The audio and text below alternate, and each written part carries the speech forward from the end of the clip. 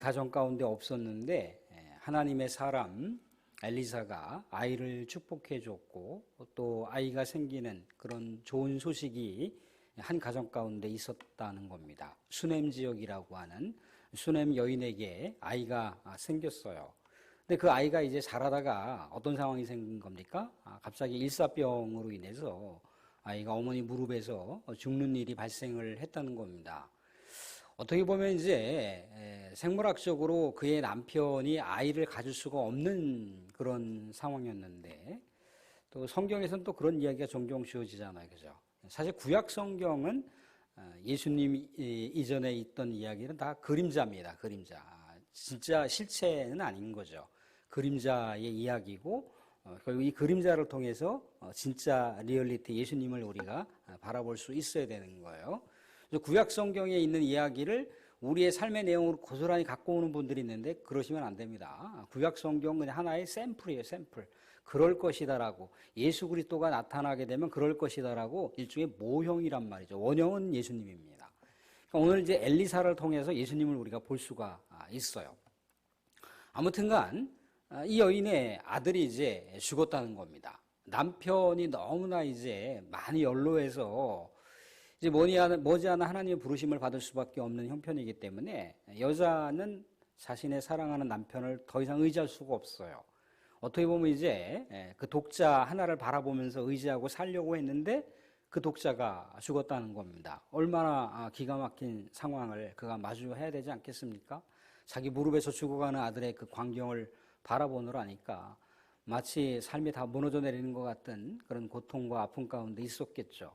근데 이 여인이 자신의 사랑하는 아들을 그렇게 자기 무릎에서 죽어가는 광경을 봤는데 남편에게 알리지 않는다는 거예요. 남편에게 알리지 않았어요. 하나님의 사람 엘리사를 만나기 위해서 이동하고 있는 장면인데 남편이 물어보는 거죠. 아니 뭐 갑자기 뭐 안식일 날도 아니고 초하루도 아닌데 왜 갑자기 또 하나님의 사람을 만나겠다고 하는 거예요? 그랬더니 뭐 여차저차해서 이제 하나님의 사람을 만날 일이 있어 만나야 된다는 겁니다. 그래서 이제 하나님의 사람은 어디 있었나요? 갈멜산에 있었다는 거죠. 갈멜산. 여기 지금 수넴 여인이 수넴 지역에서 이제 갈멜산에 있는 엘리사를 만나러 가는 거예요. 그러니까 자신의 그 사랑하는 아들을 잃어버린 것에 대한 그 황망함과 그 절박함, 자신의 사랑하는 아들이 죽었다라고 하는 걸 받아들일 수가 없었던 거예요. 그도 그럴 것이 하나님께서 그 생명을 주셨으니까, 또 하나님께서 그 생명을 데려가셨으니까 뭔가 가타부타 하나님의 사람을 통해서 하나님의 뜻을 좀 알고자 지금 절박한 마음으로다가 갈멜산에 있는 엘리사를 찾아간 거예요. 수넴 지역에서부터 이 갈멜산까지는 25km나 됩니다. 사람이 하루 종일 이렇게 이동할 수 있는 당시의 키로수가 30km인데 25km를 여자가 갔다는 거예요. 엄청난 시간을 쏟아가면서 갔다는 거죠. 얼마나 지쳤겠습니까, 그죠? 그런데 그 지침도 무릅쓰고 이제 갈멜산에 있는 엘리사를 찾아가서 어떻게 지금 그가 절박한 상황을 표시하고 있느냐면 27절에 보시면 이렇게 나와 있습니다. 산에 이르러 하나님의 사람에게 엘리사에게 나아가서 그 발을 아는지라. 게하시가 가까이 와서 그를 물리치고자 하매 하나님의 사람이 이르되 가만두라. 그의 영혼이 괴로워하지만은 여호와께서 내게 숨기시고 이르지 아니하셨도다 하니라.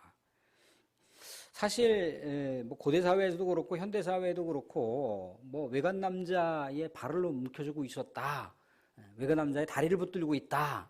이것은 어떻게 보면 굉장한 이렇게 뭔가 추파를 던지는 그런 좀 비윤리적인 행동인 겁니다.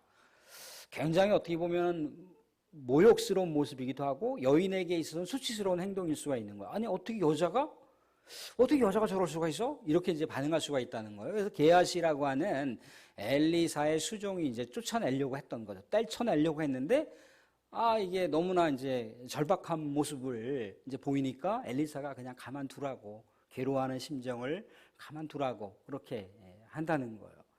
아니, 지금 자기의 사랑하는 아들이 죽었기 때문에 자기가 어떻게 살아가야 될지 앞날이 정말 아득한 이 여인은 오직 뭐 하나님을 의지하고 이 하나님의 사람을 통해서 하나님의 대언의 말씀이 도대체 무엇인지 궁금했기에 절박하게 매달리는 거예요. 뭐 그 당시에 수치심이라든가 쪽팔림이라든가 자존심이나 그게 중요한 게 아닌 거죠. 아들이 혹여라도 살 수 있는, 아들을 혹시라도 살릴 수 있는 길이 있을지 않을까라고 이제 정말 간절한 마음으로다가 이 엘리사를 붙들고 매달리고 있는 거예요. 그랬더니 이제 엘리사가 이제 혹여라도 이제 이 상황들을 이제 타진해 보니까 하나님한테 뭔가 사인을 받지 않았는데 이 여인의 아들이 죽은 것을 알았습니다. 그래서 이제 자신의 지팡이를 수종에게 먼저 갔다가 그 수넴에 있는 그 다락방에 놓여 있는 아이 머리 얼굴에다가 이렇게 엘리사의 하나님의 권위를 상징하는 지팡이를 올려놓도록 그렇게 지시한다는 거예요. 이 고대 사회에서의 풍습은 뭐냐면 그 어떤 특정한 하나님의 권세와 권위를 가진 사람의 지팡이를 죽은 사람 얼굴 위에다 올려놓는다라고 하는 것은 더 이상 장례 절차를 진행하지 말라, 장례를 중단하라고 하는 일종의 표시입니다. 고대 풍습이 그렇다는 거예요. 그건 뭘 얘기하는 거냐면 그 아이를 다시 살릴 수 있다라고 하는 가능성을 얘기하는 거예요. 다시 한번 하나님께 간절한 마음으로다가 여인의 마음을 담아서 하나님께 소망하고 기대하는 마음으로다가 먼저 지금 엘리사가 가진 않았지만 엘리사가 하나님의 권위를 붙들고 있었던 그 지팡이를 먼저 보낸 겁니다.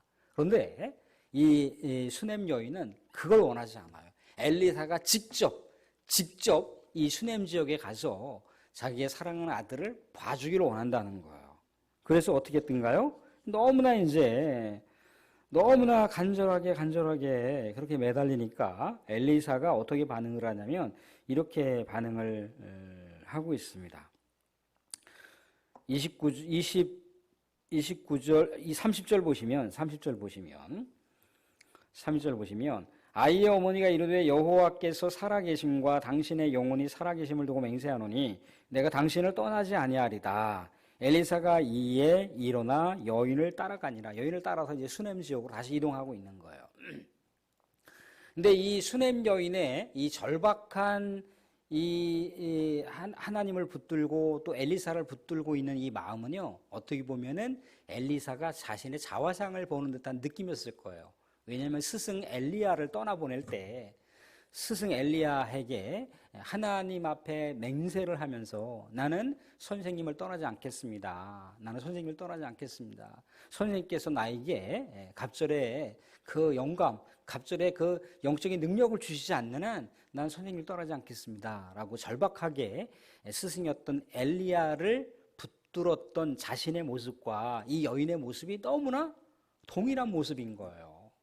정말 어떻게 보면은 절체절명의 그 안타까운 삶의 사연을 담아서 여인이 간절하게 그렇게 부르짖고 있는 모습이 자신의 모습과 너무나 동병상련의 그 동지애를 느낄 만큼 동일했다는 거죠. 그래서 이 여인을 따라가요. 그래서 이제 수넴 지역에 도착합니다. 수넴 지역에 도착하니까 이제 어떻게 하나요? 이제 오늘 보시면 33절에 아이는 죽어서 이미 침상에 눕혔어요. 눕혔다라고 하는 거 완전히 죽었다라고 하는 걸 상징하는 겁니다. 33절에 들어가서 문을 닫으니 두 사람뿐이라 엘리사가 여호와께 기도하고, 두 사람이라고 하는 건 그 죽은 아이와 엘리사 둘밖에 없다는 거죠. 그죠? 그래서 간절하게 이제 하나님께 기도를 하고 있는 거예요. 선지자들의 전통도 그렇고요. 우리가 예수님의 기도를 보셔도 그렇잖아요. 예수님께서 정말 하나님한테 간절히 기도하려고 할 때는 한적한 곳에 떨어져서 이렇게 하나님한테 독자적으로 기도하는 장면을 볼 수가 있어요. 그죠? 단독자로 하나님하고 대면하는 거죠. 그죠? 가장 기도가 몰입될 때는요, 물론 여럿이 같이 기도하는 것도 기도가 몰입이 될 수 있지만 하나님 앞에 홀로 기도하는 그 기도가 깊어질 때 굉장히 몰입될 수가 있어요. 그래서 뭐 기도원에도 가면 이렇게 개인 기도실이 있잖아요. 그죠? 개인 기도실이 있어서 이제 거기서 이렇게 기도를 하게 되는데 그렇다는 거예요. 이제 이 선지자들이 그렇게 하면서 하나님의 뜻을 구하는 거예요. 이제 엘리사는 이 여인이 또 간절하게 기도했던 것을 다시 자기도 간절하게 중보기도로 담아서 하나님께 올려드리고 나서 하나님의 처분을 기다리는 거예요. 하나님의 응답을 기다리는 거예요. 예전에 모세도 그랬잖아요. 모세도 하나님한테 절박하게 매달리잖아요. 그죠? 정말 이스라엘 백성들이 정말 원망하고 불평하고 이스라엘 백성 우상을 막 섬기고 막 그럴 때 어떻게 했던가요? 하나님, 내 목숨을 차라리 취해주시고 이 사람들을 살려주시면 안 되느냐라고 하나님 앞에 그렇게 절박하게 매달렸던, 단독자로서의 기도했던 그 행위의 모습이 이 엘리사에게도 비춰주는 것이고, 또 이 엘리사와 이 모세의 기도의 내용이 결국 누구를 통해서 완성되나요? 예수 그리스도를 통해서 완성되는 거죠. 예수 그리스도께서도 보여주신 모습이 바로 그런 기도의 모습이었다는 겁니다. 그래서 이제 하나님의 긍휼한 마음을 가지고 이 아이의 손을 잡고 또 눈을 같이 부비고 또 입술을 또 같이 이렇게 부벼서 어떻게 하나요? 아이의 체온에 이제 온기가 이제 돌 수 있도록, 아이의 그 몸 가운데 온기가 막 돌 수 있도록 그렇게 합니다. 두 번씩 그렇게 하는데 35절에 보시면 아이가 7번 재채기를 하고 눈을 뜨더라. 눈을 떴다. 아이가 7번 재채기를 하고 살아났다라 그렇게 얘기하지 않고 아이가 7번 재채기하고 눈을 떴다 그렇게 얘기하고 있어요. 눈을 떴다. 눈을 떴다라고 하는 건 영적으로 영안이 열렸다는 얘기예요. 깨달았다라고 하는 의미를 내포하고 있습니다. 근데 갑자기 왜 재채기 7번이냐라고 했을 때 7은 충만수잖아요. 그죠? 완전수라는 겁니다. 재책이라고 하는 말이 자라르라고 하는, 원어에는 자라로 돼 있어요. 자라르. 그러니까 뭐 회개하다, 자기의 그 지난날의 죄를 토설하다, 뭐 그런 의미를 담고 있습니다. 그러니까 이 아이가 과거의 선지자들을 욕했든지 하나님을 욕했든지 아니면 하나님의 나라에 회방했던 일들을 만들었든지 간에 이 아이가 회개했다는 거예요. 7번 충만하게 하나님 앞에 토설하면서 회개했다는 거예요. 사람이요, 자신의 이 죄악의 덩어리를 그냥 남겨놓잖아요. 이 죄악의 덩어리, 이 스트레스 덩어리들을 그대로 남겨놓으면은 이게 몸에 이제 부작용을 일으키는 거예요. 몸에 이제 모든 내장 기관들을 다 고장나게 버려요. 그러니까 우리 안에 있는 스트레스를 바깥으로 쫙 보내야 돼요. 그게 이제 기도를 통해서 보내든지 찬양을 실컷 해갖고 보내든지 아니면 뭐 악을 쓰든지 간에 이 우리 안에 있는 내재되어 있는 이 스트레스 덩어리들, 이 악의 덩어리들, 이 죄 덩어리들을 자꾸 바깥으로 표출해야 돼요. 이게 자꾸 내 안에 쌓이지 않습니까? 그럼 사탄이 갖고 놀아요. 사탄이 아이고 야 뭐 네가 무슨 기도를 한다고, 야 네가 무슨 찬양을 한다고, 네가 무슨 예배를 드린다고 그러면서 자꾸만 우리 이제 이 내면 세계를 이제 다 뒤흔들어 놔버리는 거예요. 그래서 기도를 해더라도 기도 딱 끝나고 나가면 다시 이게 이제 이 안에 남아 있어요. 또 사탄이 이제 갖고 노는 거예요. 근데 우리는 이 안에 있는 이 스트레스 덩어리나 죄악의 덩어리가 다 빠져나갈 때까지 실컷 찬양해야 돼요. 실컷 기도해야 돼요. 소리 질러가면서 기도도 하고 소리 질러가면서 하나님 빨리 내 죄 내가 왜 합니다 하고 하나님께 용서도 구하고 하나님의 치유의 손길도 경험하고 예수 그리스도의 보혈의 피가 빨리 와서 이것들을 치유해 주시고 닦아주시고 해결해 달라고 막 떼쓰고 막 그러셔야 돼요. 그러지 않으면 이게 남아있으면 문제가 생기는 거예요. 남아있으면 육체적으로도 문제가 생기는 거고 정신적으로도 문제가 생기는 거고 영적으로도 문제가 생긴다는 거예요. 그런데 지금 엘리야가 이렇게 아까 제가 말씀드린 모형이라고 말씀드렸잖아요. 엘리사가 이 아이의 이렇게 몸을 덮었잖아요. 이 몸을 덮는 행동, 그 상징은 뭐냐면 예수 그리스도께서 죄와 허물을 덮어주시는 내용인 거예요. 예수 그리스도의 그 놀라운 사랑과 은혜로 죄와 허물을 덮어줬을 때 어떻게 하는 겁니까? 바로 회개가 터져나가야 돼요. 그 모습을 얘기하고 있는 겁니다. 회개가 딱 터지니까 눈을 떴다는 거예요. 눈을 떴다. 참된 영적인 눈을 열었다는 거예요. 살았다라고 하는 표현도 맞을 수 있지만 더 근접한 건 뭐예요? 60만 살은 것이 아니라 영적인 다시 일어남을 얘기하는 거예요. 여기서 아이라고 하는 건 갓난아이 아이를 얘기하는 거예요. 어린이를 얘기하는 게 아니에요. 보통 성경에서 등장하는 아이라고 했을 땐 15살부터 30살까지의 그런 나이를 얘기합니다. 그러니까 어떻게 보면 이제 성인일 수도 있어요. 성인일 수도 있습니다. 그러니까 성인이었을 때 그가 하나님 앞에 지은 죄들에 대해서 낱낱이 고백하고 용서함 받고 다시금 살아난 그런 모습을 말씀 가운데 보고 있습니다. 이제 살아났더니 37절에 보시면 여인이 들어가서 엘리사의 발 앞에 땅에 엎드려 절하고 아들을 안고 나가니라. 좀 전만 해더라도 이 수냄 여인의 다락방은 어떤 방이었습니까? 죽음의 방이었잖아요. 그죠? 절망의 방이었지 않습니까? 탄식의 방이었잖아요. 근데 이 절망에서 이제 진정한 소망이 성취되는 그런 해방의 역사를 맞이하는 것, 진정한 자유의 마음을 갖게 되는 거죠. 우리 믿음의 사람들도 그렇습니다. 우리가 살아가는 삶, 우리를 위협하고 있는 게 뭔가요? 죄라고 하는 것이, 그 죄의 삭은 뭡니까? 사망인 겁니다. 그런데 우리가 알다시피 이 죄의 삭을 누가 처리해 버리셨던가요? 예수님이 처리하셨다는 거죠. 죄의 삭을 처리해 버렸다는 건 뭐예요? 더 이상 사망과 죽음이 예수 그리스도를 믿는 사람들을 공격할 수 없다는 거예요. 예수 그리스도의 그 생명을 어떻게 할 수가 없다는 거예요. 하나님께서 우리를 붙드는 그 생명을 그 세상 그 어떤 강력한 세력이라 할지라도 하나님 우리의 생명을 딱 붙들고 있으면 그 어떤 것도 못 건드리는 거예요. 물론 우리의 육신이 이 세상 가운데 이렇게 있는 동안 이렇게 저렇게 공격을 당하고 이렇게 저렇게 또 망가지고 고장나고 많이 써서 후패지고 있지만 우리의 영은 계속해서 하나님의 생명과 연결이 되어 있다는 거예요. 지금 그런 얘기를 저런 얘기를 해주고 있습니다. 사랑하는 성도, 말씀을 맺겠습니다. 오늘 우리는 두 가지 정도, 세 가지 정도 생각해 볼 수가 있습니다. 어떤 세 가지를 생각해 볼 수가 있습니까? 첫째는 중보기도를 생각해 볼 수가 있는 거죠. 그죠? 이 여인이 절박하게 하나님께 기도를 했고, 또 엘리사가 절박하게 또 하나님께 중보기도를 했을 때 하나님께서는 좋은 것을 구별하여 믿음의 백성들에게 정말 회복과 치유와 놀라운 것을 주시는 분인 것을 이야기하고 있습니다. 물론 여기서는 육신이 살아나는 것을 얘기하고 있지만 얼마든지 우리가 영적으로 회복되는 것에 대해서 얘기를 하고 있습니다. 우리들도 세상 살아가다 보면 이렇게 치이고 저렇게 치이면 얼마나 마음에 힘겨움이 많습니까? 또 스트레스가 많습니까? 그죠? 괴로움이 많이 있을 수 있다는 거죠. 그죠? 다시 우리가 기도를 통해서나 또 예배를 통해서나 우리는 빨리 이 상황들을 타개해 나가야 되는 거예요. 빨리 극복해 나가야 돼요. 그러기 위해서는 옆에 있는 또 다른 우리의 지체들은 나와 상관이 없는 사람이 아닙니다. 이 사람들의 고통이 나의 고통이 될 수 있는데 내가 저분의 고통을 내가 기도를 하잖아요. 그죠? 그냥 내 안의 고통도 사라지는 거예요. 이게 기도의 특권이에요.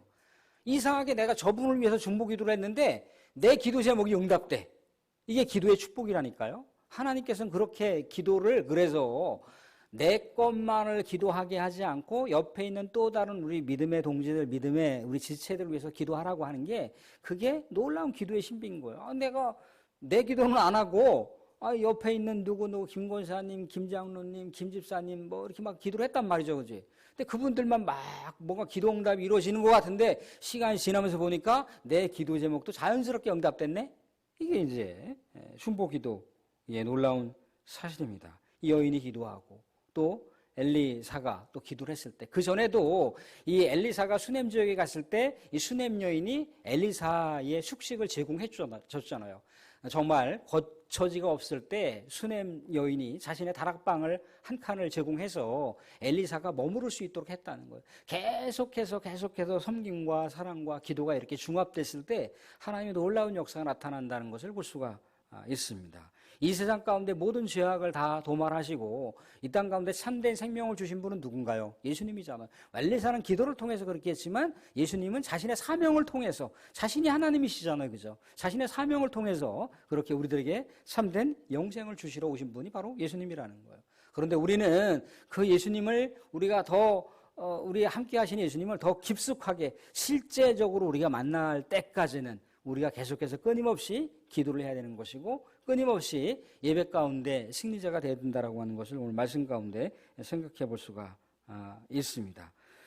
또 하나 우리 뭘 생각해 볼 수가 있습니까? 우리가 이 땅 가운데 살아가는 동안요, 우리의 이 캐캠 보고 있는 이 내면 세계나 우리 이 내장기가 오장육부 가운데 다 덕지덕지 들러붙어 있는 이 스트레스 덩어리들을 우리가 다 절제하셔야 돼요.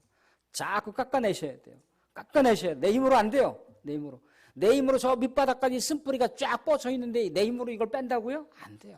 안 돼요. 하나님이 쫙 뽑아주시지 않는 한 안 된다면. 근데 하나님이 쫙 뽑아주시잖아요? 그럼 마치 정말 우리가 정말 참된 자유와 참된 해방을 느낄 수가 있는 거예요. 그래서 우리가 자꾸 저 밑바닥에 있는 거 자꾸 드러내서 하나님 제발 이것 좀 꺼내주세요. 치료해주세요. 용서하게 해주세요. 내가 그 영혼을 위해서 기도하게, 축복기도하게 해주세요. 자꾸 그렇게 할 때 내 안에 우리 하나님의 영이 막 흐른단 말이에요. 막 흐르면 악한 것들, 더러운 것들은 다 도망가. 이 콧구멍으로 도망가고 입으로도 도망가고 귀로도 도망가고 다 도망가게 돼 있어요. 그러니까 우리는 늘 언제나 더럽고 추악하고 나쁜 것들이 우리 안에 들어올 때 하나님께 회개 기도하고 하나님께 예수 그리스도의 보혈의 피로 정결하게 깨끗하게 씻어 달라고 하는 기도가 늘 언제나 우리가 지속적으로 되면 우리의 정결한 이 영성 가운데 하나님이 탁 접속한다는 거예요. 그럼 우리는 끊임없이 하나님의 사람으로 거듭나고 그렇게 영적 충만한 영적 기쁨 가운데 살아갈 수가 있을 것입니다. 사랑하는 성도, 기도는 합력해서 선을 이루어가야 됩니다. 또한 우리 안에 죄는 늘 언제나 토설하셔야 된다는 거예요. 또한 우리는 우리 예수 그리스도를 통해서 영적인 생명을 부여받은 자로서 이 땅 가운데 절대 우리의 믿음을 빼앗기지 말고 기쁨을 빼앗기지 말고 영적인 능력을 빼앗기지 마시고 언제나 신실한 우리 하나님의 백성으로 살아가실 수 있기를 주님으로 축원드립니다.